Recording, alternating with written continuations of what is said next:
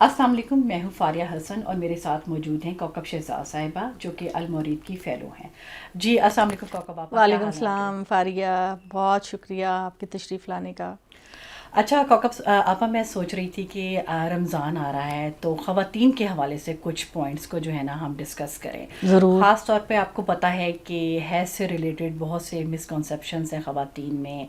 उनको पता नहीं है कि जब उनको पीरियड्स हों तो हुँ। वो किस तरह से जो है वो रोज़े बाद में रख सकती हैं और कितने रोज़े वो छोड़ सकती हैं। तो उसके हवाले से सबसे पहले तो मेरा आपसे ये सवाल होगा कि पीरियड्स की हालत में या हैज़ की हालत में औरत को ममानियत रोज़े रखने की, नमाज़ पढ़ने की क्यों है? बहुत अच्छा जो इशू है आपने उठाया, और हमारी ख़वातीन के बहुत ज़्यादा इस तरह के मसाइल होते हैं। बाज़ औक़ात वो ख़वातीन मर्दों से भी इस तरह की बात मर्द स्कॉलर से भी नहीं करती, और उनको होता है कि कोई जी। हमें फ़ीमेल स्कॉलर मिले जो हमें डिटेल से बताए कि ये प्रॉब्लम्स जो ख़वातीन को आते हैं इसका इसकी क्या हैसियत है, और कब तक जो मुख्तलिफ़ इश्यूज़ में हार्मोन्स इम्बैलेंस हो जी। जाते हैं, तो ख़वातीन को पता चलना चाहिए, वो जानना चाहती हैं कि अब हम नमाज रोज़ा हुँ। कर सकते हैं कि नहीं कर सकते। तो ये जो हैज़ की हालत है ये उस तरह की नापाक नहीं है जिस तरह के हुँ। हमारा तसव्वुर है। अब राइट। मिसाल के तौर पर देखिए ना कि आप वज़ू करके आती हैं, किसी की हवा निकल जाती है तो उसको रिपीट करना पड़ता है, क्योंकि बात ये है कि इस कायनात का सबसे बड़ा बादशाह अल्लाह है। और अल्लाह, जब आप किसी बादशाह के हुजूर में जाते हैं तो आपको कुछ एटिकेट्स को, फॉर्मेलिटीज़ को जी। मलहूज़ रखना होता है। हुँ। अब आप ये देखिए ना कि जैसे आप अल्लाह के हुजूर जाते हैं, आप चेक करते हैं कि आपके कपड़े गंदे तो नहीं हैं, बदबू तो नहीं आ रही, पसीना तो नहीं आ रहा। हुँ। मर्दों के भी कुछ ऐसे अवामिल होते हैं जिनसे उनका भी जो नमाज है या वज़ू है उनका भी टूट जाता है, हुँ। उनको दोबारा वज़ू करना पड़ता है। इस तरह ख़वातीन के साथ ये एक मामला है जो कि एक तरह की ब्लेसिंग है, क्योंकि ये जो हैज़ है, ये जब ख़वातीन को होता है तो इसका मतलब होता है कि अभी ख़वातीन को प्रेगनेंसी नहीं है, वो हुँ। इनके रहम को क्लीन नीट करता है। तो ये बच्चे की पैदाइश के लिए जो अल्लाह ताला ने सिस्टम रखा है वो ये है कि ख़वातीन को हर महीने हैज़ आते हैं, और इसमें जिन चीज़ों से मना किया गया नबी सल्लल्लाहु अलैहि वसल्लम की रवायत के मुताबिक कि हैज़ में आप 3 काम नहीं कर सकते, और उसमें यह कि आप नमाज नहीं पढ़ सकते, आप रोज़ा नहीं रख सकते, और आप तवाफ़ नहीं कर सकते। अच्छा। नबी सल्लल्लाहु अलैहि वसल्लम की हदीस में है कि ये 3 चीज़ें एक हाइज़ा औरत नहीं कर सकती। हुँ। यही वजह है कि हमें हज़रत आयशा रज़ी अल्लाह ताला अन्हा के बारे में पता चला कि जब वो अपने हज के लिए गईं तो वो जो आखिरी तवाफ़ होता है वो करने से पहले उनको ये हुँ। पीरियड्स आ गए, तो आप सल्लल्लाहु अलैहि वसल्लम ने कहा कि आयशा यहाँ पर रुको, और जब तक आप पाक नहीं होती आप तवाफ़ नहीं करेंगे। तो इसके बारे में ये गलत फहमी नहीं कि हैज़ जो है वो इंतहाई नजासत वाला है। नबी सल्लल्लाहु अलैहि वसल्लम ने एक मरतबा हज़रत आयशा से कहा कि आयशा मुझे जाए नमाज पकड़ाओ। अच्छा। तो हज़रत आयशा ने कहा या रसूलल्लाह, मैं तो स्पेशल पीरियड से हूँ, मुझे तो हैज़ है, मैं कैसे हुँ। पढ़ाऊँ? तो आप सल्लल्लाहु अलैहि वसल्लम ने कहा आयशा मैं कह रहा हूँ कि तुम जाए हुँ। नमाज पढ़ा करो। तो एक चीज़ हमको मना की गई है कि अल्लाह बादशाह हकीकी जिसके हुजूर में हम हाजिर हो रहे हैं, जिसकी इबादतें कर रहे हैं, तो हमारी ज़हनी और जिस्मानी पाकीज़गी पूरी तरह से होनी चाहिए, हुँ। हमें अल्लाह के हुजूर जाना चाहिए। तो ये जो पीरियड्स के चंद दिन होते हैं इसमें हमको नमाज पढ़ने, ज़कात, नमाज, रोज़ा और तवाफ़ से मना किया गया। हुँ। बाकी आप तस्बीह पढ़ सकती हैं, आप अल्लाह का ज़िक्र कर सकती हैं, आप कुरान मजीद को अगर आदाब के लिहाज से तो अगर आप नहीं समझती कि अल्लाह का कलाम है और मैं इसको छूऊं, लेकिन आप ये देखिए कि ख़ातून है, अगर वो प्रोफेसर है, एक रिसर्चर है, हुँ। एक स्टूडेंट है, अब इनके ऊपर आप ये पाबंदी नहीं लगा सकते। हुँ। टोटली ये बात कहना कि आप कुरान को टच नहीं कर सकते, इस तरह की बात नबी सल्लल्लाहु अलैहि वसल्लम ने नहीं फरमाई। आपने ये फरमाया कि नमाज ना पढ़ो, और फिर अगर आप कुरान में कोई हुक्म तलाश करना चाहें तो आप अपने हाथ में कपड़ा रख के یا گاؤں تکیوں پہ رکھا ہے، یا ویسے بھی آپ قرآن مجید کو ٹچ کر سکتی ہیں، لیکن اس کو آداب میں شامل ہے کہ آپ نہ لگائیں، لیکن کس وجہ سے آپ لگانا چاہتی ہیں، پڑھنا چاہتی ہیں، ریفرنس دینا چاہتی ہیں. جیسے ہم لوگ ہیں، ہمیں دین کی ہر روز بات کرنی ہوتی ہے، یا اسکول اور کالج کے اسٹوڈنٹس ہوتے ہیں جن کو وہ کلاس اٹینڈ کرنی ہے، آپ ان کو منع نہیں کر سکتے. تو اس طرح کی سختی اسلام نے آپ پر نہیں لگائی. بہت اچھا کیا کہ آپ نے یہ چیز کلیئر کر دی، کیونکہ ہم نے بھی اپنے بڑے بوڑھوں سے یہی سنا ہے کہ عام الفاظ میں کہ زبان تو پاک ہوتی ہے، جی لیکن اکثر یہ بھی ہوتا ہے کہ کچھ خواتین جیسے مثال کے طور پر صفائی کر رہی ہیں تو وہ قرآن پاک کو ہاتھ ہی نہیں لگاتی کہ میں تو پیریڈ سے ہوں اور میں اس کو ہاتھ بھی نہیں لگا سکتی. تو اس کو بھی تھوڑا سا کلیئر کر دیں. جی، وہ میں نے کہا نا، یہ آداب کی بات ہے، ادب کی بات ہے کہ آپ یہ کہیں کہ یہ اللہ کا کلام ہے اور میں اس حالت میں ہوں. اور ہمارے ہاں اس کو بہت زیادہ ناپاکی کی صورت جو دی گئی ہے وہ زیادہ تر انڈیا اور پاکستان کا آپس میں اکٹھا ایک معاشرت اور ایک کلچر میں ہونا ہے.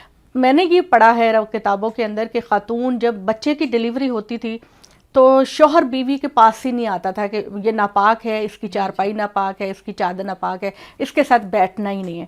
جبکہ ہمارے پیغمبر صلی اللہ علیہ وسلم کے بارے میں حضرت عائشہ رضی اللہ تعالیٰ عنہا یا آپ کے ازواج فرماتی ہیں کہ جب ہمیں اس طرح کی کیفیت ہوتی تو نبی صلی اللہ علیہ وسلم ہمارے ساتھ چارپائی پر بیٹھتے، ہم ایک بستر میں لیٹتے. میں جس گلاس میں پانی پیتی حیض کی حالت میں، آپ صلی اللہ علیہ وسلم وہیں پر اسی جگہ منہ لگا کر پانی پیتے. اور فاریہ ہم روایتوں میں پڑھتے ہیں اسلام کے حوالے سے بہت سارا اثر ہمارے پر ہندوازم کے کا ہے. میری اپنی بہنیں، والدہ، بچپن میں نے ان کو دیکھا کہ وہ بس ایک دو جوڑے ہوتے تھے کہ جو انہوں نے ان دنوں میں پہننا ہے. وہ کپڑے پہننا بھی ناپاک سمجھا جاتا تھا کہ کپڑے ناپاک ہیں. حالانکہ حضرت عائشہ رضی اللہ تعالیٰ عنہ فرماتی ہیں کہ اگر آپ کپڑے پہنیں اس میں اور جائیں آئیں، آپ کو کسی دعوت میں جانا ہے، کسی شادی میں جانا ہے، آپ جائیں آئیں، اور اگر کہیں پہ سٹین لگ گیا ہے کسی وجہ سے تو آپ اتنا حصہ آ کے دھوئیں اور اس کو پہن لیں، اس میں کوئی ممانعت نہیں. اور اسی طریقے سے حضرت عائشہ ہمارے خاتم النبیین محمد صلی اللہ علیہ وسلم کے بارے میں فرماتی ہیں کہ میں جب گوشت کی ہڈی چباتی تو وہ میں ہڈی کو رکھ دیتی تو نبی صلی اللہ علیہ وسلم وہیں پر منہ لگا کے اس ہڈی کو چوستے، جبکہ میں حیض کے حالت میں ہوتی. ایک دفعہ کا واقعہ ہے کہ آپ صلی اللہ علیہ وسلم اعتکاف میں بیٹھے ہوئے تھے، تو چونکہ مسجد نبوی کے اندر اللہ کے نبی کی ازواج کے حجرے بھی ساتھ ساتھ تھے، تو آپ صلی اللہ علیہ وسلم جب اعتکاف پہ بیٹھتے تو روایت آتی ہے کہ آپ اپنا سر عائشہ کے حجرے میں کرتے اور حضرت عائشہ آپ صلی اللہ علیہ وسلم کے سر کو دھوتی تھی اس حالت کے اندر کہ جب آپ اعتکاف. تو اتنا ہمارا دین آسان، اتنا زبردست دین ہے. ہم نے اس کے لیے بہت ساری مشکلات اپنے لیے، اللہ نے قرآن مجید میں کہا کہ ان اللہ یرید بکم الیسر ولا یرید بکم العسر. اللہ ہمارے لیے آسانیاں پیدا کرنا چاہتا ہے، مشکلات نہیں پیدا کرنا چاہتا. مشکلات ہم نے اپنے لیے پیدا کر لیے. اور بہت ساری ہمارے دین کے اندر جو کانسیپٹ ہیں، جو پرابلمز ہیں، وہ ہندو معاشرت کے ساتھ ہمارا مرج ہو جانا ہوتا ہے. ہم ان کو فالو کر رہے ہوتے ہیں. ہماری والدین، ہمارے رشتہ دار دور بزرگ کے تھے. تو اس چیز کو کلیئر کرنے کے لیے میرا یہ خیال ہے کہ ہمارے بچوں کو، ہماری بیٹیوں کو، ہمارے مردوں کو، خواتین کو اللہ کی کتاب کو پڑھنا چاہیے. سچ کیا ہے، دین کیا ہے، کیا منع ہے، کیا نہیں منع، یہ ہمیں خدا کی کتاب اور پیغمبر کی سنت ہم کو بتاتی ہے. تو یہ جو ہے وہ میں نے اسلام کی ایک پکچر حیض کے بارے میں جو ہے وہ آپ کو بتائی. اسی طریقے سے آپ صلی اللہ علیہ وسلم کی جتنی بات بڑھے گی تو اتنا خیال آئے گا کہ آپ صلی اللہ علیہ وسلم نے خواتین سے کہا کہ تم عیدین کی نماز پڑھنے مسجد میں کیوں نہیں جاتی، یا تم جمعے کی نماز پڑھنے کیوں نہیں جاتی. تو انہوں نے کہا یا رسول اللہ، ہم کبھی ناپاکی کی حالت میں ہوتے ہیں، یعنی حیض کی حالت میں ہوتے ہیں، تو ہم مسجدوں میں کیسے جائیں. تو آپ صلی اللہ علیہ وسلم نے فرمایا کہ تم مسجدوں میں جاؤ، خطبہ سنو، خطبے میں جو دین بتایا جاتا ہے اس کو سیکھو. نماز نہیں پڑھنی، نماز تو نہ پڑھو، لیکن تمہیں سیکھنے کو تو بہت کچھ ملتا ہے. تو اسی طریقے سے اگر آپ کے گھر کے اندر درس قرآن ہو رہا ہے، یا جیسے آج کل دورہ قرآن شروع ہونے والا ہے، تو اس میں آپ سننے میں آپ کو کوئی ممانعت نہیں ہے. جتنا سنیں گی اتنا آپ پر کلیئر. لیکن کیا اس جگہ پر جا سکتے ہیں جیسے اس جگہ پہ بالکل میلاد ہو رہا ہے، سجدے کی جگہ جہاں سجدہ کرنا ہے وہاں آپ نہیں جا سکتے. اس کے بعد یہ کہ سائڈ پر کسی کونے میں بیٹھ جائیں یا پیچھے بیٹھ جائیں، اور قاری صاحب جیسے عید کا خطبہ ہوتا ہے، جمعے کا خطبہ ہوتا ہے، تو آپ وہ سنیں، آپ کو کلیئرٹی ہوگی. ہماری جو خواتین اور مردوں کا جب سے مسجدوں سے رابطہ ٹوٹا ہے، ہمارے اندر گمراہی زیادہ آ گئی. تو اس کا ایک سلوشن یہ بالکل ضروری ہے کہ خواتین دینی جگہوں پر جائیں، دینی مدارس میں جائیں، مسجدوں میں جائیں. جی بالکل. اچھا تھوڑا سا یہ بتائیے کہ جن خواتین کو ہارمونل پرابلمس ہیں، جن کو پیریڈ زیادہ دنوں کے لیے ہوتے ہیں یا ان کے اور مسائل ہوتے ہیں، اسپاٹنگ ہو رہی ہوتی ہے، اس کے حوالے سے تھوڑا سا کلیئر کریں کہ وہ کتنے دنوں بعد روزہ بہت رکھ اچھی سکتی ہیں؟ بات آپ نے کی ہے. دیکھیے ہمیں حدیث سے پتہ چلتا ہے کہ منیمم پیریڈز 3 دن کے اور میکسیمم پیریڈز جو ہیں وہ 10 ڈیز کے ہو سکتے ہیں. اس کے درمیان میں مذہب کے حوالے سے بات کر رہی ہوں، میڈیکل کے حوالے سے میں بات نہیں کر رہی. تو اس میں خواتین جو ہیں جن کو 3 دن منیمم خاتون کو رکنا ہے، نماز نہیں پڑھنی اور تین روزہ نہیں رکھنا، اور میکسیمم 10 دن تک وہ انتظار کر سکتی ہیں. اس درمیان میں کسی کو 5 دن ہوتا ہے، کسی کو 8 دن ہوتا ہے، وہ دن رکے رہیں گے. حضرت عائشہ فرماتی ہیں کہ جن خواتین کو 10 دن سے اوپر جاتا ہے، نبی پاک صلی اللہ علیہ وسلم نے فرمایا کہ وہ بیماری استحاضہ کہلاتی ہے. اور وہ استحاضہ اس طرح کا ہوتا ہے کہ آپ خواتین کے ہارمونز امبیلنس ہو جاتے ہیں، یا ان کو کوئی بیماری ہوتی ہے جس کو کہتے ہیں کہ وہ رگ کے پھٹ جانے سے کچھ ہوتی ہے. تو وہ میری بہنیں جو روزہ رکھنا چاہ رہی ہیں، نمازیں پڑھنا چاہ رہی ہیں، ان کو ہارمونز کا مسئلہ ہے، بلیڈنگ ان کی رک نہیں رہی، یا سپورٹنگ ہوتی ہے، یا پھر دوسری بات یہ بھی بعض اوقات ہوتا ہے کہ ان کو نشان ہلکا ہلکا لگتا رہتا ہے، باقاعدہ بلیڈنگ نہیں ہوتی، ان کو 10 دن تک انتظار کرنا ہے. 10 دن کے بعد وہ نہا کر نماز بھی پڑھ سکتی ہیں، روزہ بھی رکھ سکتی ہیں. اچھا. وہ پہلے وہ 10 دن کے بعد نہائیں، نہانے کے بعد وہ روزہ رکھیں، نماز پڑھیں، اور وضو ہر نماز کے لیے وضو اپنا تازہ کریں. لیکن اگر اس کے دوران ان کو اسپاٹنگ ہوتی ہے تب بھی اچھا 10 دن سے اوپر جہاں بھی ہوگی، نشان لگے گا، داغ لگے گا، یا باقاعدہ بلیڈنگ ہوگی، وہ نماز اور روزہ، وہ حیض نہیں ہے، وہ بیماری ہے، ٹوٹے گا نہیں، وہ روزہ نہیں ٹوٹے گا. اچھا جی وہ روزہ نہیں ٹوٹے گا، وہ نماز نہیں ٹوٹے گی. آپ نماز بھی پڑھ سکتے ہیں، آپ روزہ بھی رکھ سکتے ہیں. کیونکہ دیکھیے اکثر یہی پتہ چلا ہے کہ جب مینوپاز ہو رہا ہوتا ہے، 50 سال اوپر خواتین کی ہوتی ہے، تو یہ بیماری اکثر ہو جاتی ہے کہ وہ خواتین کو، کیونکہ حیض بند ہونے والے ہوتے ہیں، تو کئیوں کے 2 دن ہوا، تیسرے دن نہیں ہوا، 4 دن ہوا، باقی نہیں ہوا، تو وہ آپ بس 10 دن تک انتظار کریں، اور 10 دن کے بعد آپ نہا کر نماز بھی پڑھیں اور روزہ بھی رکھیں. اچھا کوکا بابا، میں نے ایک آپ سے سوال کرنا ہے. اب پیریڈس کی بات ہو ہی رہی ہے، یہ ایک ٹیبو ٹاپک ہے ہمارے معاشرے جی. میں، اور آج کل کی جو خواتین ہیں، بچیاں ہیں، وہ یہ کہتی ہیں کہ ہم اس چیز کو کیوں چھپائیں، ہم اس چیز کو اوپنلی بات کرنا چاہتے ہیں. ہمارے کلاس فیلوز ہیں، ہمارے کولیگز ہیں، یہ ہماری ذات کا ایک حصہ ہے. تو آپ اس حوالے سے کیا سمجھتی ہیں کہ اس پہ اوپنلی بات ہونی چاہیے؟ کیا دیکھیے یہ بات جو ہے، اس کو ظاہر بات ہے کہ جو لڑکیاں آپ کی میڈیکل میں جاتی ہیں تو اپنے اسٹوڈنٹس کے ساتھ، اپنے جو بھی ان کے کولیگز ہوتے ہیں، ان کے اسٹوڈنٹس ہوتے ہیں، ہم کلاس ہوتے ہیں، ان کے سامنے وہ ساری ڈسکشن پڑھتے ہیں، ان کو پتہ ہوتا ہے، نہیں ہوتی. تو مطلب یہ نہیں ہے کہ آپ کے لیے حرام ہے ان کے سامنے بات کرنا، لیکن کچھ باتیں آداب و شرم و حیا کی ہوتی ہیں. آداب و شرم، جیسے مثال کے طور پر قرآن مجید نے کہا سورہ نور کے اندر کہ خواتین غض بصر سے کام لیں اور مرد بھی غض بصر سے کام لیں. تو جو مذہب آپ کو اتنی آزادی دیتا ہے، وہ کچھ پابندیوں کو چاہتا ہے. زبان سے نہیں آپ کو کہا گیا کہ آپ نہ کریں، لیکن شرم و حیا کا تقاضا ہے کہ مردوں کے کچھ پرسنل معاملات ہوتے ہیں، تو ابھی ان کو ذکر کرتے سنا کہ جی ہمیں یہ پرابلم ہے.